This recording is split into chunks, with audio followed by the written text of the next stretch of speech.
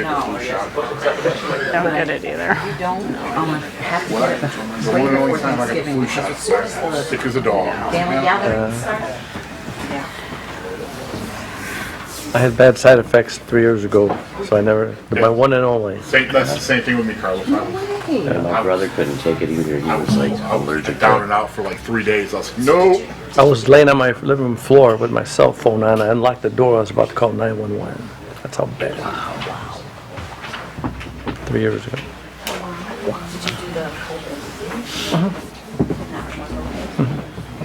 But that flu shot got me. I did both of those. That's everything go off it. I may try it again. 6:14. I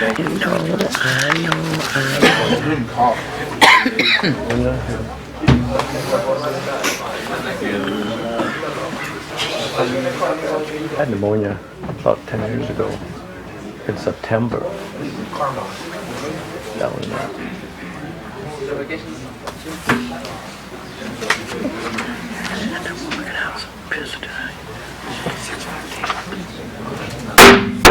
It's 6:15. We're going to call the study session to order. Proposed charter amendment, change elected officials to appointed. If everybody could please stand for the Pledge of Allegiance. I pledge allegiance to the flag of the United States of America and to the republic for which it stands, one nation under God, indivisible, with liberty and justice for all. Please be seated. Clerk, can you call the roll? Certainly. Councilpersons Bear, absent. Dupre is absent. Nichols. Here. Ross. Here. Salcido. Here. Zor. Here. And Mayor Tobin. Here. Thank you. So we're here to talk about the proposed charter amendment. Lisa, did you want to take it? Yes, thank you, Mayor. I put together just a quick presentation just to go over some of the information based on previous discussions. So currently, the city charter does outline that the treasurer is a part-time elected official and the city clerk is a full-time elected official.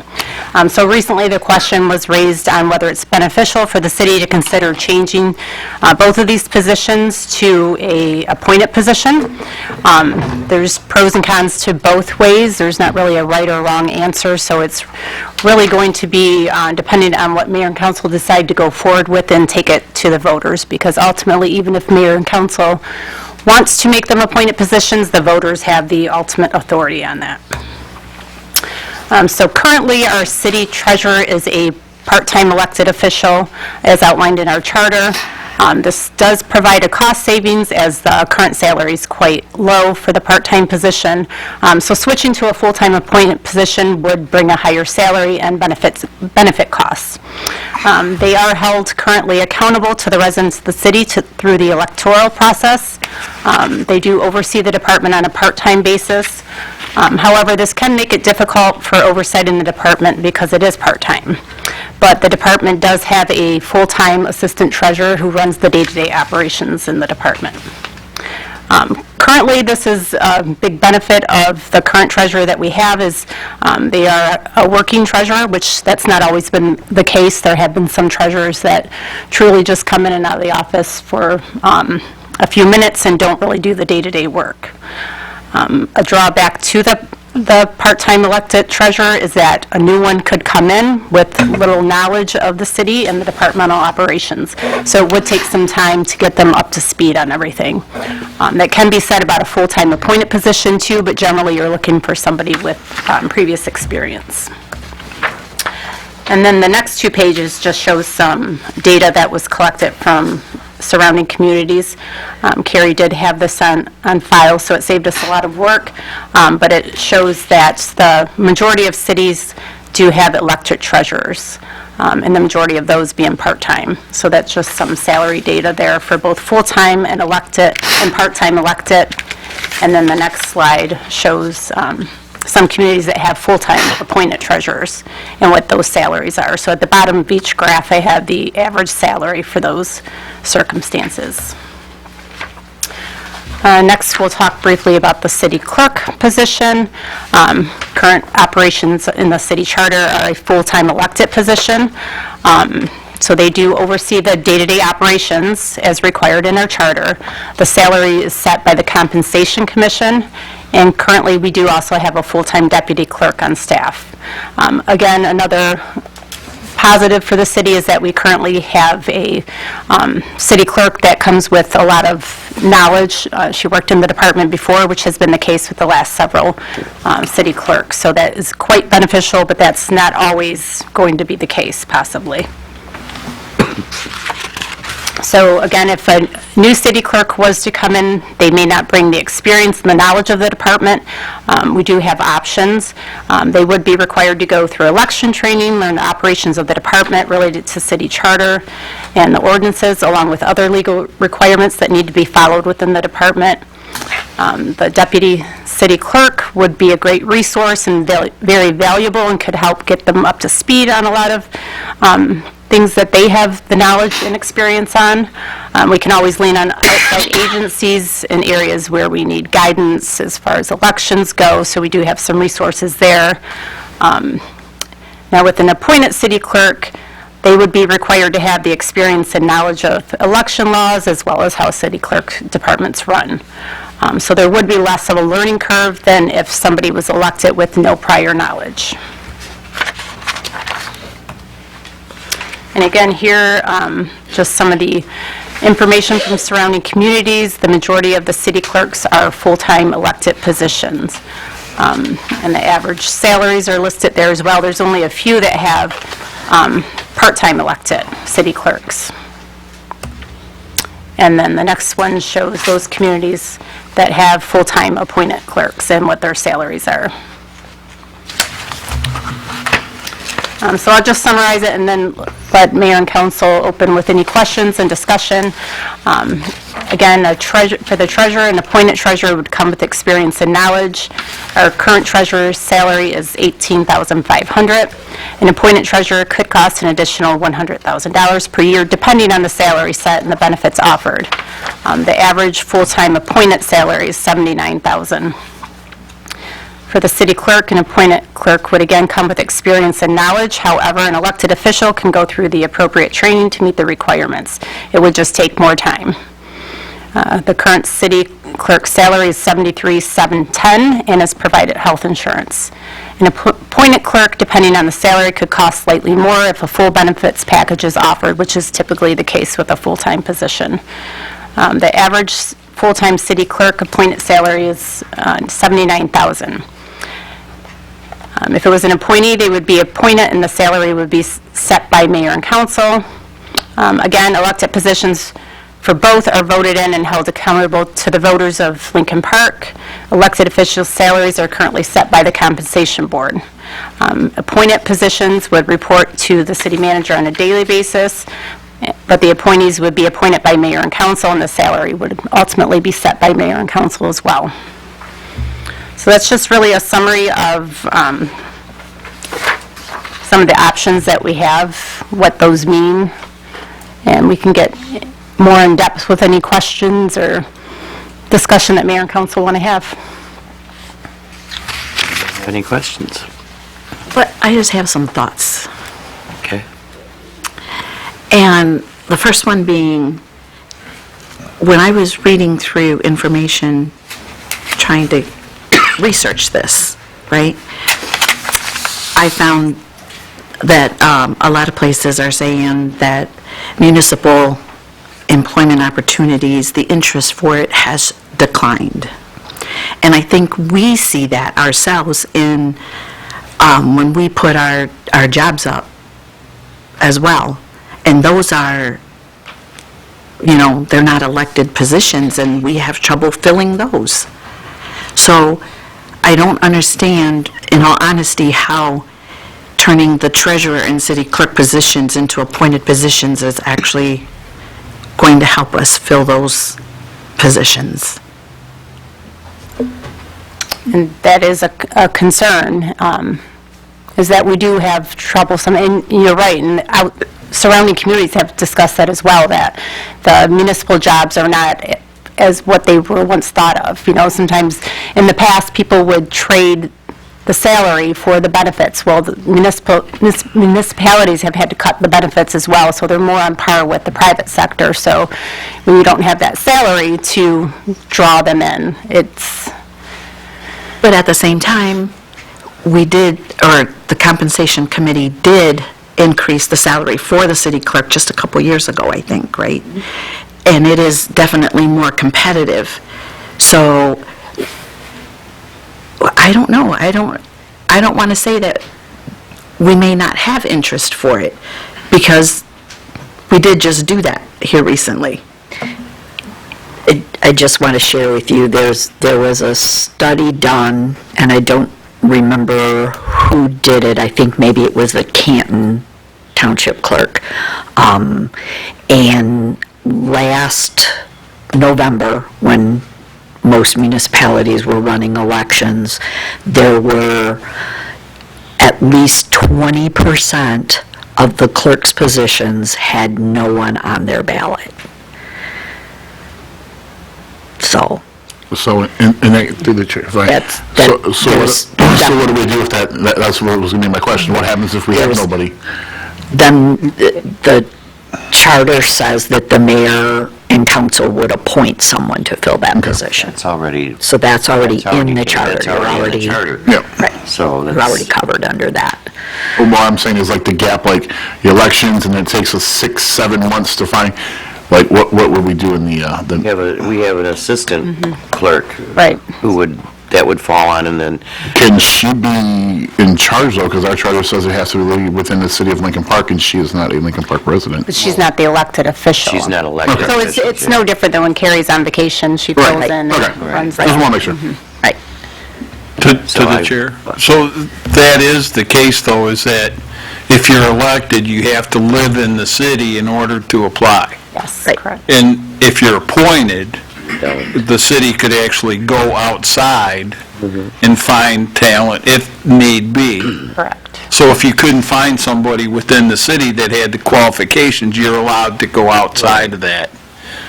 That would be an option for Right, an and for- appointed versus an elected, correct? If we came down to it where we had to appoint somebody, because nobody ran, it wouldn't be somebody, you wouldn't have to appoint someone from the city.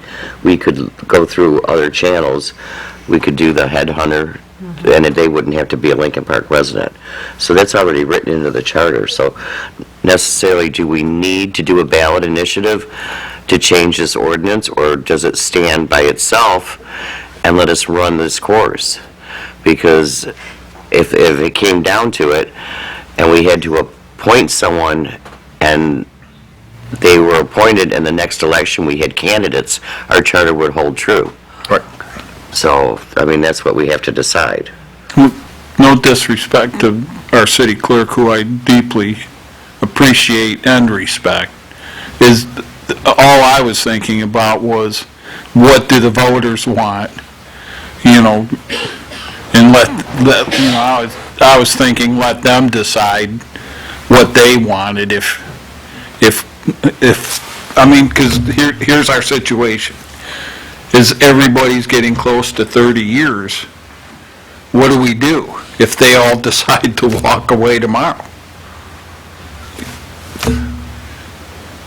Well, and we have been in that predicament, not necessarily with the elected positions, but we had the early out back in 2004 where it was mass, Exodus. turnover. Yep, everybody was leaving, and we had lots of positions to fill. And some of those employees that were hired in during that time stayed, others were here for a short time and moved on. But we do have options if Carrie hits the lotto and runs off. I mean, because it's a possibility even have to without buy a ticket, changing the though. charter. Yeah, without You're- changing the charter, we're still, what we're initiating here, this proposal is already in the charter. Right, So there's right. no, I mean, and if we change the charter to this, we'd have to change the charter back to go back into an elected position. And I personally think that we should not do away with setting up an elected position and take that away. I You agree. know, I think that I agree. the way the charter reads, with the option that if we don't have someone running, that we can appoint someone, but at the same time, we can go back and add someone's named to the next election to be elected. That's how I feel, that we should keep the election option open. Again, I don't have a dog in this fight. It doesn't matter to me whether it's an elected position or appointed position. I think, like I said before, you know, this city's been around for 100 years. It existed 70 years before I got here. It'll go 100 years after I go. I'm not arrogant enough to think that I'm irreplaceable. There's been city clerks before me, there'll be city clerks after me, and they'll do whatever it is that they need to do to get through the day. The only difference you're going to feel is in the institutional knowledge. I've been a city employee for 30 years. You won't have that with whomever becomes your city clerk, whether it's an elected person or an appointed person. You're going to have to write a book. There's manuals in my office that cover, you know, the majority of what you need to do. There's some things that, you know, are probably didn't write down every single step I took to issue a dog license, but it's all there. I mean, the bones of it are all there, the same, I'm sure, with the treasurer's office, the same with just about any other office in this place. There's standard operating procedures that we all follow. Right. The only question is, do you want to consider making either or both of those positions an appointed position so that you have a little more control over the person that's in there and their knowledge and ability to perform the task, or do you just want to keep it the status quo and elect whoever fills out a petition with 25 signatures on it? And again, it won't ultimately be your decision. It will be up to the voters to determine whether they want an elected or an appointed official. The only thing you have in your hands is the opportunity to ask them how they feel about that. To the chair. Yes. One thing that I'd like to also consider is more students to be able to grow in-house, you know, and have students learn jobs. You know, a lot of the people that we have now have been with the city for a very long time, and most of them started from the school, correct? Few, not many. Two. Yeah, I know, I came from the co-op program. I don't even know if there's another. Did Jenny do co-op? No. No? No. So, I mean, we currently have 2 co-ops here at City Hall. Well, one's technically not a co-op any longer, but she stayed on part-time. And we do kind of spread them out throughout offices to let them get a little bit of experience in each department. Can we continue on with that program? and That's the plan. It's keep been developing? Yeah, yep. We also have some down at DPS, and it's a I good think- program. I think that's our biggest issue, is finding ways to increase the interest in municipal jobs. That's going to be the job. And that is a challenge for almost every municipality that I know of. I can't tell you how many times during our clerks' meetings they say how difficult it is for them to find people that even want to run for these offices and/or take them because of the fact that you don't make as much money in a municipality as you could being a finance person in a private sector job. And I mean, honestly, they're not glamorous jobs, you know. There's not a lot of perks that private companies can offer, and so yeah, there's challenges for sure.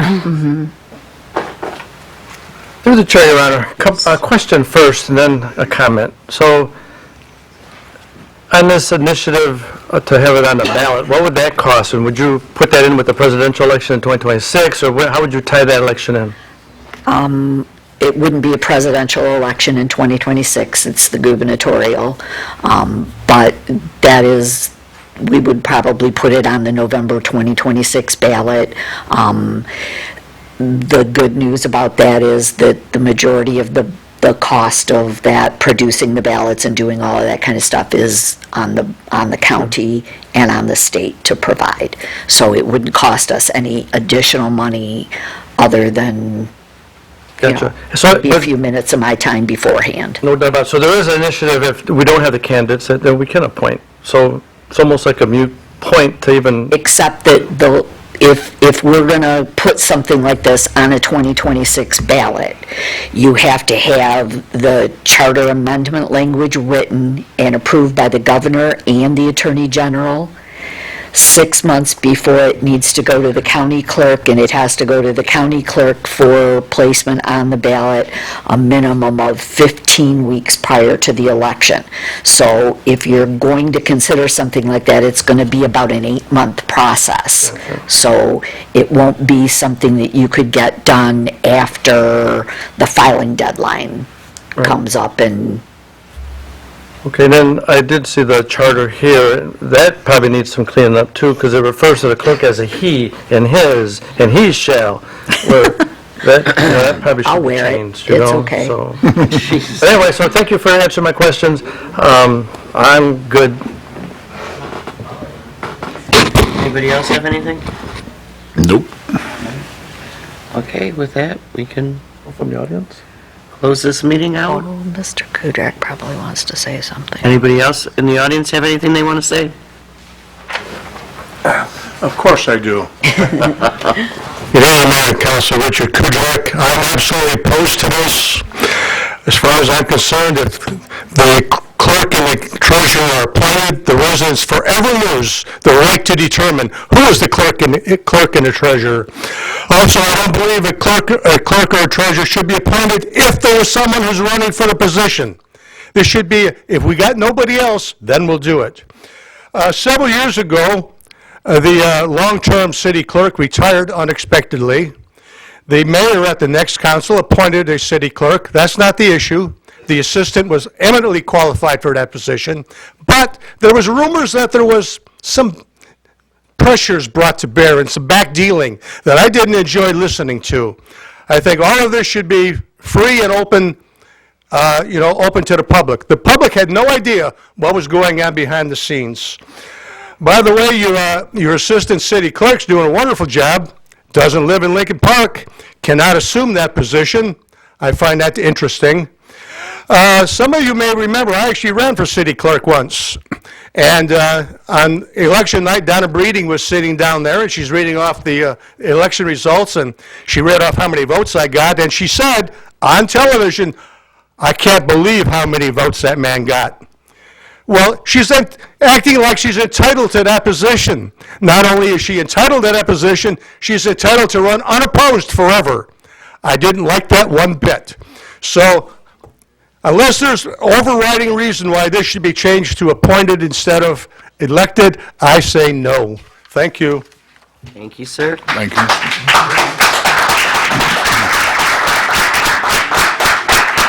How much did he pay them?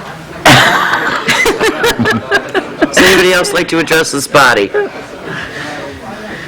With that, I will adjourn this meeting. Do you have to call it out? Nope. Adjourn this meeting at 6:37. All right.